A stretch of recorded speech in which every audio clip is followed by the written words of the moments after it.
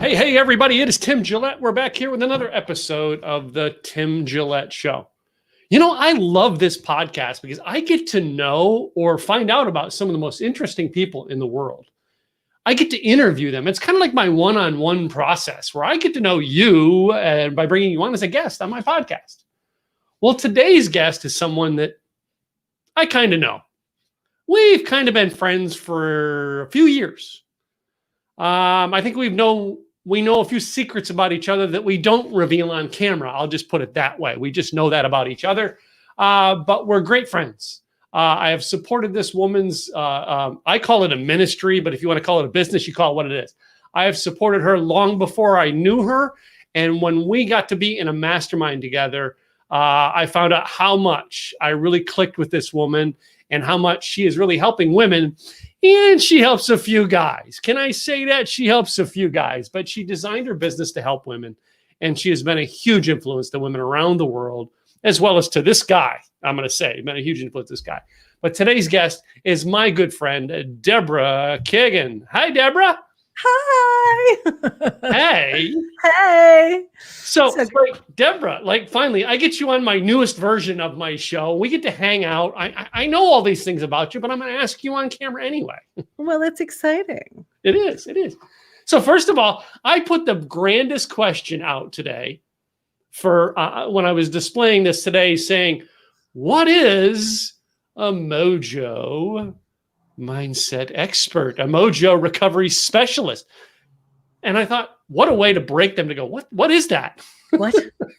That is not on the career sheet when we are choosing things in grade school. It wasn't on mine. I probably would have checked that one off. There was no box to tick for that. Yes, I like to blaze trails. I do. You know, I have to say I'm very blessed in that my career has been completely unique and innovative. MOJO recovery specialist is something that, yes, is self-created, and it's in the field of personal development, right? So what I do is I support women in reclaiming confidence, feeling amazing in their own skin, and living a turned on life. So that's the short answer of it. Okay. You know, I'm going to say this, and I don't want this to come off as being, guyish. Let's face it, Deborah, all right, everything you do turns me on. Again, I don't want to make that in the wrong way, but literally, I find it interesting that you are empowering women, all right? And while some of the language you use could be turn-on-ish to guys, I find it empowering that you are actually out there making these women and helping these women discover some really cool stuff. Well, yeah. And, we have to also, I think, put into context what MOJO is. It's our life force. I mean, everybody has it. You have it. I have it. There's nobody who does not possess MOJO because it is life force. Mm-hmm. It's chi, it's ki, it's prana, like whatever word and verbiage you want to use. It's the energy that everybody is born with. That is the thing that people feel from you before you ever open your mouth. Right. Mm-hmm. And so, yeah, I like to have play with words. I'm into language, and I think it's fun to, sometimes use titillating and provocative language, because what does it do? It wakes people up. It ignites the energy, right? Mm-hmm, mm-hmm. And so, honestly, in this day and age, it's like whatever gets you in the door to connect and turn the volume dial up on your own MOJO, we're all going to be better for it. Mm-hmm. And when I say live a turned on life, sure, you could think about it in the sexual turn on way. And that's great because there is a shit ton. Ooh, am I allowed to curse on your podcast? Yeah, you can curse. It's my show. Okay. So, I was like, sorry, because as you know, on my podcast, it's with everything goes. I know. It's like, well, no, in both of our worlds, it's like, now we've got to ask that. Can I say those words on your? Well, I want to be respectful of the host, right? Yeah. And I mean, I know you and I, as you introed me, because we get to hang and talk freely, and I respect that your public podcast. So when I say turn on, it's not necessarily about a sexual turn on. It's literally like, are you turned on by your life? Mm-hmm. Are you turned on by what you are doing every day? Are you turned on by, the friends that you hang out with? Meaning, like, does it just light you up? whatever it is, friend, family member, job, vacations you're taking, books you're reading, movies you're watching, things that you're listening to, podcasts, so on and so forth. We don't have time anymore. I don't know if we ever did actually have time for this, but we really don't have time to put anything that doesn't turn us on into, our ear holes and, into our eyesight and into our, what you eat. Do you enjoy what you eat? Yeah. So anyhow, it's like I'm not passionate about any of this. Yeah. Well, no, when I say that with you and Turned On, I've always thought about, you know what I mean? Like I can go to have food with you and be turned on by the fact that, oh my God, this is great food. Oh my God, can you believe the air today? Oh my God. It's like you have that mojo about you to make me go, am I enjoying everything that is around me at this present moment in time? Am I turned on? Yeah. Yes. Yes. And P.S. those tacos, by the way, that we had in Texas I still think about those tacos because I like some tacos and tequila. But in any case, I wrote the book, Find Your Me Spot, right behind me here, right? I wrote that book because here's the deal. I mean, this is a fact. We experience our life through our senses. So what are you putting in to your sensual input? Some things, obviously, when we're driving, I mean, there's a lot of stuff that goes into our senses every single day that we don't necessarily have control over. So the things that we do have control over, become conscious of that, become aware of that, appreciate those moments. And as simple and honestly, some people are like, that is just too simple. I'm like, here's the deal. Mojo is simple. I'm not going to say it's easy. And it is incredibly simple. So when you become conscious and awake to your senses and begin to input and acknowledge the things that do bring you pleasure, that do turn you on, you are automatically amping the dial on your mojo. Yeah. Well, I mean, were you always this way? Like you always found to turn on, or was there a point in time in your life that you hit a wall where you had to go, oh my God, I got to do something different that you found? Oh, Tim, this whole thing got birthed because I thought I had, quote, lost my mojo.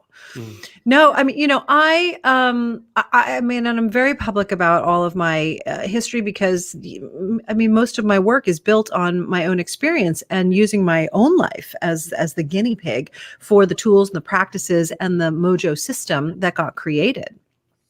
And, I had a very functionally dysfunctional childhood. So there was childhood, of course, conditioning to definitely not be connected to my own mojo. And when I consciously got on this path, it was after a marriage, which was not a terrible marriage. It's simply that, we were really good friends first. And frankly, we were just better friends than husband and wife. And during the years of our marriage, I felt like I had lost myself. I felt like this sort of, I'm from New York originally, there's just that sassy kind of fiery New York thing. And I felt like I had lost that. But what was really interesting was when I consciously got on this path, which was almost 2 decades ago now, of my own self-study.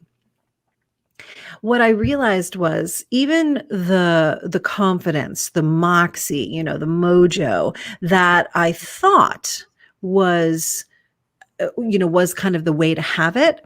What I realized was it was like a mask of the mojo instead of the actual mojo is the best way I can describe it, I think. And yeah, so I went on this quest for myself, frankly, just to become the most embodied, comfortable in my own skin, owning myself fully as a woman. And then what happened was there were other women who wanted and needed it too. So here we are. Yeah. So in your path, while you're out there discovering you and you're discovering your mojo, all right, you now run into other women. Do you catch them at that low point now? Or at that low point, are they seeking you out? I'm just curious now how that comes about because I know you're helping a ton of women. Yeah. It's interesting. Over the years, I've realized there are 2 avenues that women connect with me, right? So it's really, there are two roads. There's one road where, you as a woman, you've been through something that we would call like a life-changing experience, whether it is a breakup, a divorce, maybe your kids are now grown and you're empty nesting. There could have been a significant career change or a desire, to leave what you're leaving, but some kind of powerful life transition where it seems like, I don't know how I'm going to get through this.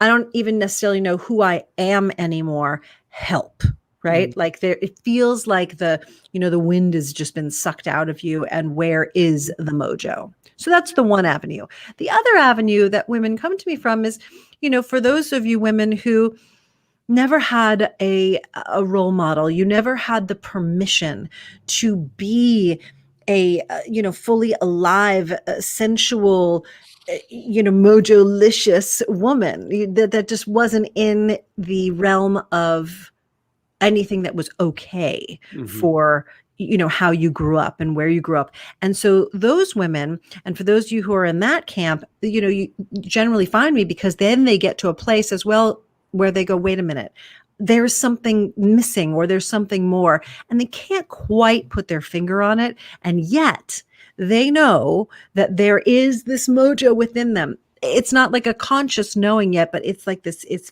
a feelingness. And is that a word? Feelingness? I'm going to make that a word.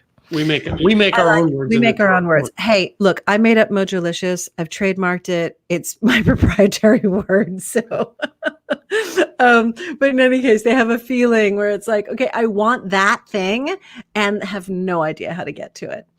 So that's generally the two roads where women find me. And the cool thing is, Tim, you and I have talked about this, and you've come to and hosted one of my talks, when in Texas, and you've heard me speak. But I'm also very practical. There's a ton, of course, of what I would consider the invisible, energetic side of life, and thank goodness for scientists, because quantum physicists have proven really what mojo is at this point, and that our life and our world is energetically based. So there is so much that I teach on the energetic side. However, I'm a New Yorker, as I've said, and I'm super practical, and I love having a system, which is how the mojo pillars got created. Right. So there are these 4 pillars to mojo, 4-letter word.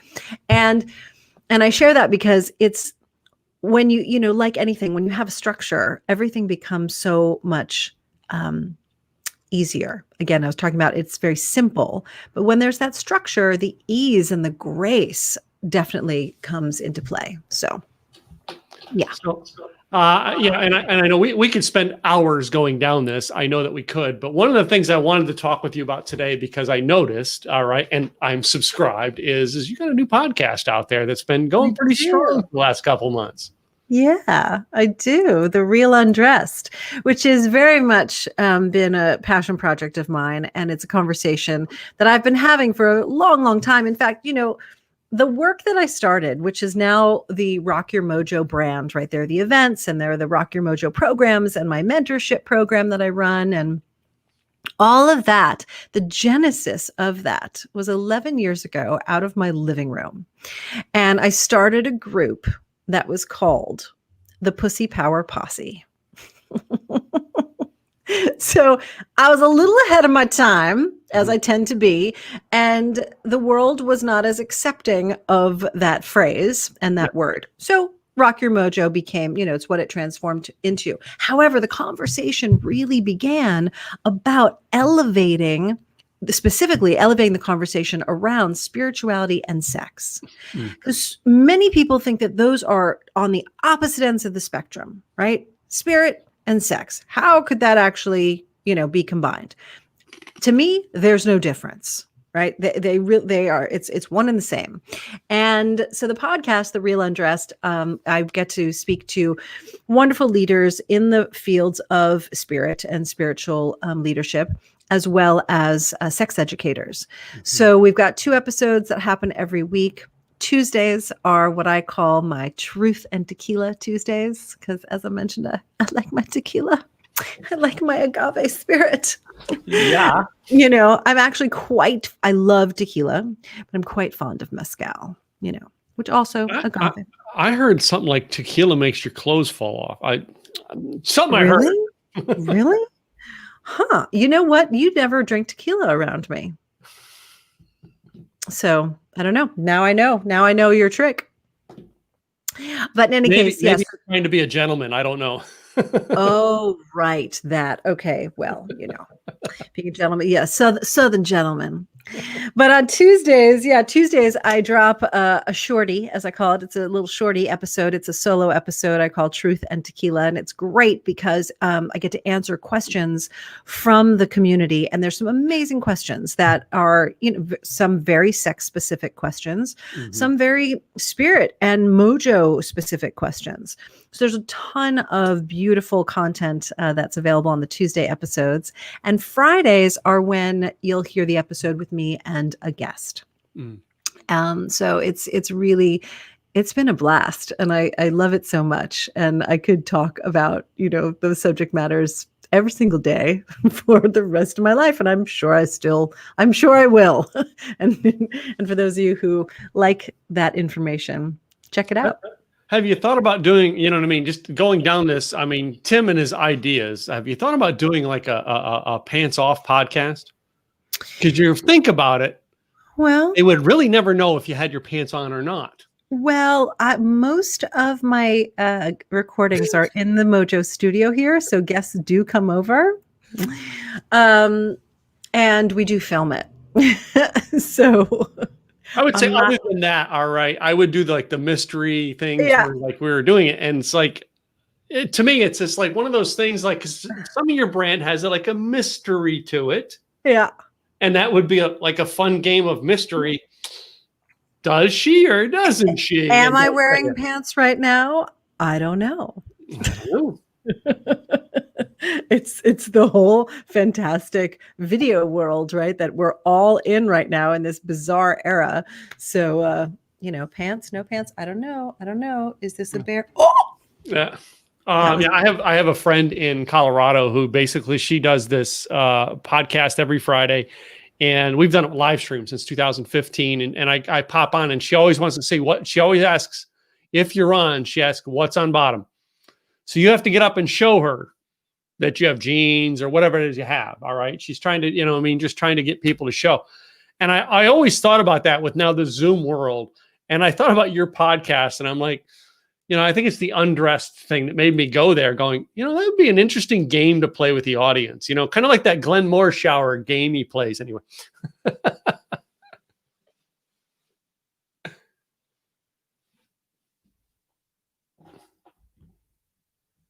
Did we lose your sound? Uh-oh. I think I just lost you. So while we get Deborah back here, all right, guys, go ahead and put your questions in there. All right. Something happened that she popped off the screen, and I'm sure we'll get her back here in a second. But put questions that you have towards Deborah Kagan, and her Real Undressed podcast that we were talking about. Yes, we'll need to connect their mic or cam before you. So disconnected your mic and cam from the stream. Anyway, so today's guest is Deborah Kagan, and she is reconnecting as we see. I'm watching it try to reconnect, and there we go. And she's back. I am back. I had to put my glasses on to figure that stuff out. Oh my gosh. Technical difficulties. My goodness. Yeah. But our mojo's strong enough to to fix that quickly. We could always pull it off. So, Well, Deborah, I know you've had like, this very interesting, path that got you here. All right. And now you're helping women. You have been doing it with live events. Yes. COVID-19 hits. Woo, How are baby. you doing this with your live events now? How are you doing it now? Woo, woo, woo, baby. Well, I got to tell you something. Here's the good news. The good news is that I have since, for 11 years now, had built an online virtual business. Mhm. So, like you, we thankfully have been skilled in using online tools long before 2020. Yeah. And doing, Zoom events and Zoom things and webinars and so on and so forth. So, yes, was I able to do my large in-person event spring and fall this year? No. We translated it into a virtual event, which was, look, it was nerve-wracking. I'm going to be honest, as I always am. And I didn't know, is it going to translate? Because for and anyone who goes to live events, there's an energy in the room. There's like something that happens. You get to just pop in the hallway, have conversations, connect with people in different ways. So I was a bit concerned. And very happily, I was so surprised in the best way how well my particular event translates, because also the Rock Your Mojo live event is super interactive. It is not a, sort of talk at you event at all. There's embodiment exercises, and there's, frankly, lots of like table exercises. Mm-hmm. And so with this awesome technology that we have available, we were able to pull it off. Mm-hmm. And the women, everybody said, they were like, we didn't know how this was going to go either. And they were all so appreciative. And they said they really felt the vibe, and many women who had come to the events before. Mm-hmm. So they felt it, and the Mojo worked. So that's what we're doing for right now. We're keeping it virtual, of course, to keep everybody safe, and to, what are we going to do? Go put it in a field somewhere right now? It's like, it's still too hot in Southern California to do that all day under a tent. Craig and I went to our first live event together the other day. Oh, that's right. 150 people in the room. We were like, what was that like? Normally 300 people are at that event. So basically it was tables were a little more spread out. And there were some people who, a few people kept their masks on and kept distance. They wouldn't touch hands or anything like that. But for the most part, a lot of us, we were just so glad to see each other. We're all hugging each other and stuff. But they did have regulations. We had to be in the room, you had to give them your name and email address and contact information. Right. In case anything happens, they want to be able to reach everybody and let everybody know. Good. So that was like, normally we go to events. They're not like at the front table going, no, I'm sorry, you have to give me this information. No, you had to give it this time because of what if they have to contact everybody? What if there is somebody? But normally everybody's registered, right? So they have that. Normally everybody is registered, but in this case here, they had to have a specific list of everybody that was in the room. Okay. All right. Did they take your temperature? No, they did not. Which, I was wondering about that. If there was going to be a temperature thing coming through the door, there was not. But I flew a couple weeks ago. I flew out there to California for a day. What? And I remember the airport, I had to go through a sensor. Okay. I got no visit. I got no phone call. I flew in. I got in at 10:30 at night. What? Got on my Uber and went to Greg's house. I can't, my microphone's not working anymore. I don't. Yeah. I don't see you. I was in there. I was there at 10 o'clock at night. 10 the next morning, I was in Craig's car driving it back here to Texas. So yeah, I was not there long. Yeah. I see. But I would have, if I could have, I would have had you pick me up from the airport because I was scared to get an Uber. I didn't know what was going to go on with that. But oh my God, I was trying to find friends who was willing to pick me up. What? How long did it take you to drive back? I was back here in less than 3 days. Oh wow. Yeah, it's because I basically, I don't know if you've taken the trip across I-40. I've done it so many times. It was easy to do. I did I-10 actually earlier. So it was May 28th and I was going stir crazy. And also because I travel fairly regularly and I love it. I really love to be out in the world. And so I took a road trip because I had a couple friends in Austin who are also, being very safe and quarantining and this and that. So I said, listen, I'm going to take Lola my sweet 70-pound pit, who's the best.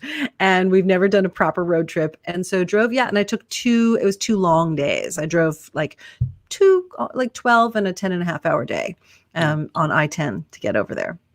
Yeah, I mean, it's great. I mean, is that the only thing that you've done now with COVID to get out, or what else have you done to go? Well, it's funny. So I was just going to say, in terms of temperature, I went out a couple weeks ago to go meet a friend for dinner, and we were at, went to a fancy hotel rooftop place. Mm-hmm. I was like, I need a view, a good cocktail, and some nice food.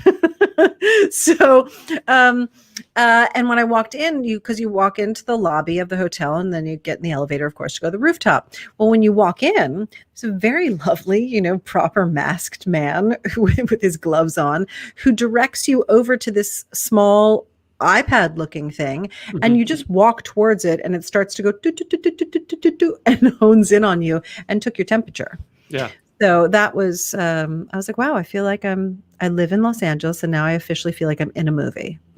So, yeah, it's very strange. So, but no, in my travels though, there was like Winslow, Arizona. It was like the world doesn't exist. They were still out walking the streets with no masks. They were sitting in the cafes like nothing happened. Yeah, it's interesting. It's a very interesting time. Yeah. So I just want, I feel like everyone's got to be safe, take care of yourself, and be kind to others. That's my MO. That's the biggest thing you've got to do in this mess. And I agree with you on that, Deborah, is we've got to be kind to others, because like that event, you don't know who's not ready to connect with people, but they're trying to come out with a mask on, and they're trying to only do elbow bumps. And that's really as close as they want to get. And you got to respect that. You've got to be honorable of that. They want to get out too. Yeah, it's like, look, if you can respect the way that people like to eat, if you can respect also, here's the thing, it's like relationships. Mm-hmm. Not everybody is going to want the same stuff, in or out of the bedroom. But, it's everyone's going to have their preferences, their comfort level. Mm-hmm. And I think this is a huge lesson in being kind and courteous and loving and frankly, non-judgmental. Yes. All of, judgment is one of, I talk about the 3 dangerous mindsets. And, when we're judging, there's something that we don't have all of the information about whatever the situation or that person is. And there's fear, when there's judgment, whether it's, fear of something different than yourself. And I'm not saying we all have to agree with one another, and to create space for every, other people's preferences. Yeah. Yeah. So, which kind of comes back around to what you do, and helping people get, with a turned on life, because the last thing you want to do is create a turned off relationship. Yeah. You mean.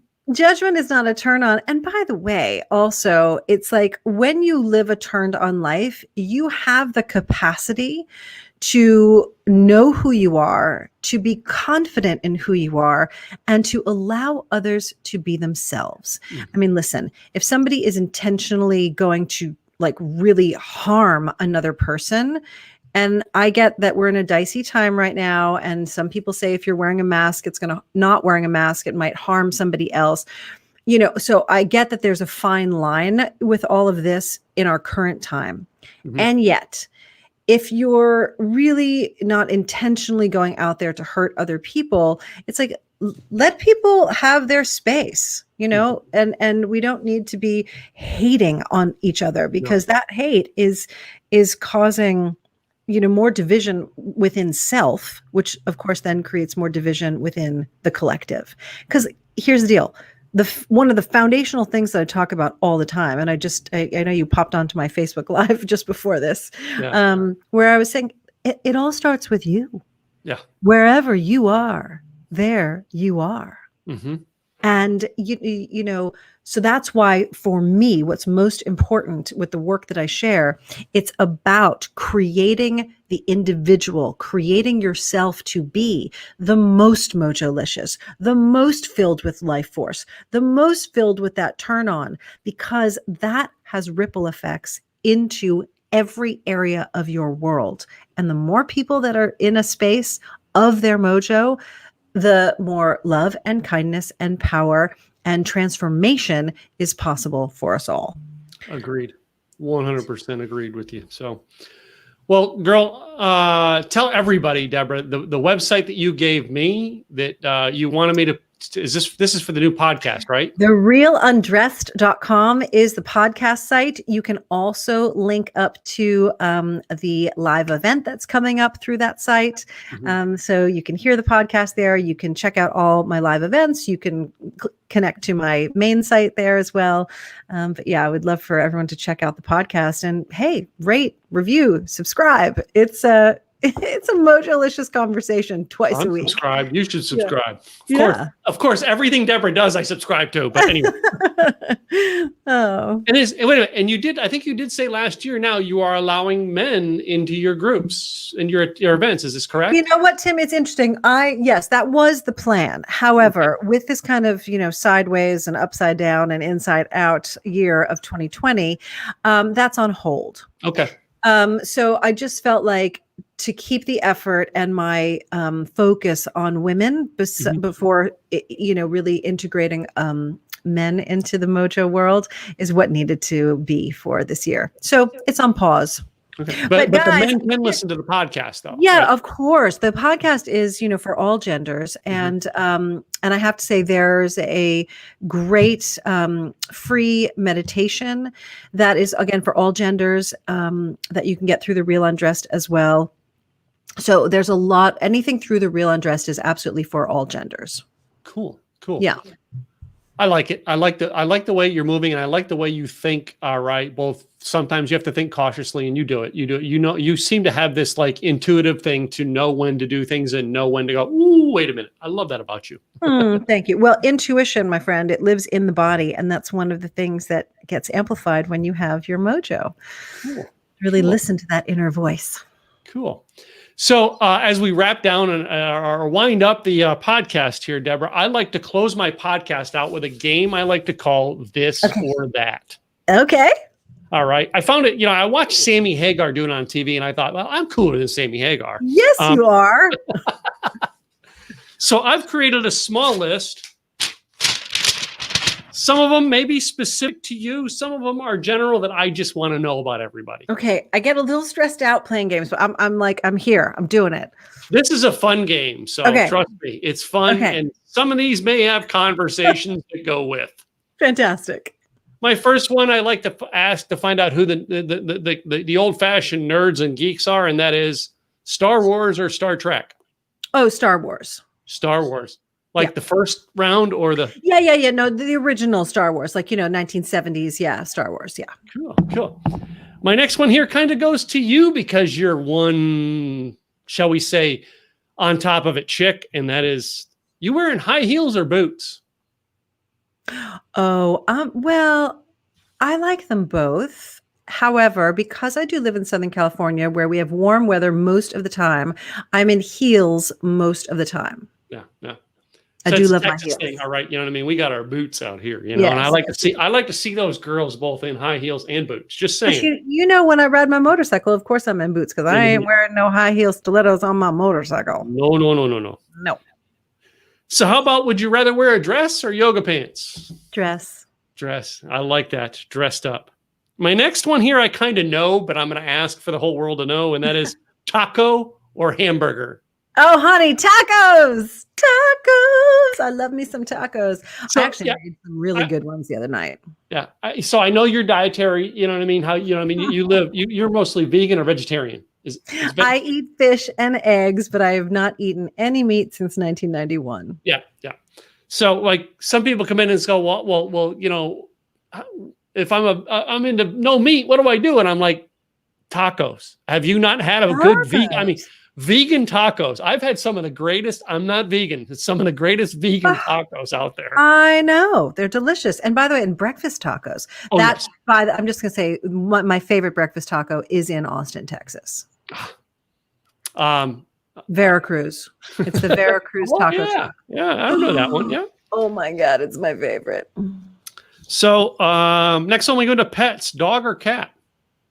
Well, I had both, but my kitties are in heaven, and I've got my love of my life, Miss Lola Hendricks, and she's a brindle 70-pound pitty. Yeah. Mine's She's a my little girl. kitty who's just on the other side of this desk in Is his it the little same bed, kitty I curled met? up. Huh? Is it the same kitty I met? Yeah, yeah. Sappho. Oh. Still got Sappho. He's about Oh. 14 years old now. Oh, I know, they're amazing. My kitties lived until 15 and a half and 18. I know. I hope he makes like 18 or 19, to tell you the truth. I love him that much. But yeah. How about beer or wine? Wine. Wine, red or white? I red mostly, but if it's summer, it's rosé all day. Yeah. Because I do love my rosé in the hot summer. Have you had the rosé? I got the rosé from Gary Vaynerchuk's new company, Empathy. Is it good? It is good. Okay. His reds and I his was whites, considering. not so much, but the rosé is fabulous. All right. I was considering ordering some of that because I do love me some Gary V. Yeah. Gary V, Yeah. that's the one. You know, I mean, well, Gary V and wine, I tried it out, but I love that his rosé is my favorite. So, Okay. All right. Yeah. Good to know. And it's still hot in Southern California. yeah. Mm-hmm. So I know this one here, East Coast or West Coast? Well, I hail from the East Coast. God, that's a tough one, Tim. I cannot. I cannot. I am just choosing not to answer that one because I love them both. Because when you say East Coast, right? I'm from New York City, Yeah. but then I think how much I love New England. Yeah. I love New England. I mean, fall, New England. I went to school over. I mean, I adore New England. But if we're East Coast, you also then are talking about, you go down and go into Florida. Mhm. Not a fan of Florida. I only go because my mom lives there. Yeah. Not a fan of Florida either. Yeah. You know what I mean? So I'm getting very in my head about this question. And then West Coast, obviously I love Southern California, and Bay Area is beautiful too. And Seattle, Washington, all that's great. I have yet to explore Oregon. So, but I have a feeling I'd probably like a lot of that. Mm-hmm. I don't know. I'm going to have to go by Oregon coast, but I've done Washington coast, and I've done, of course, California coast. I've been up and down the California coast. I'm going to plead bi-coastal on this one.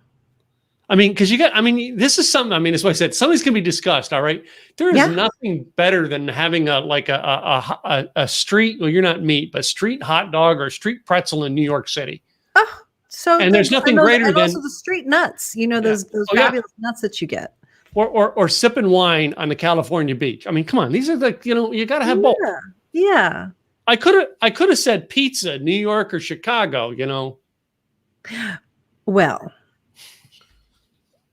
I'm going to go with New York on that. Yeah, I mean, New York is the pizza. It's the defining pizza in America, ladies and gentlemen. Yeah. So my next one can be a controversial question, but I love asking it, and that is the toilet paper. Does it go over on the roll or under? Over, duh. I mean, hello. There are actually names for that too. And my dad, in his,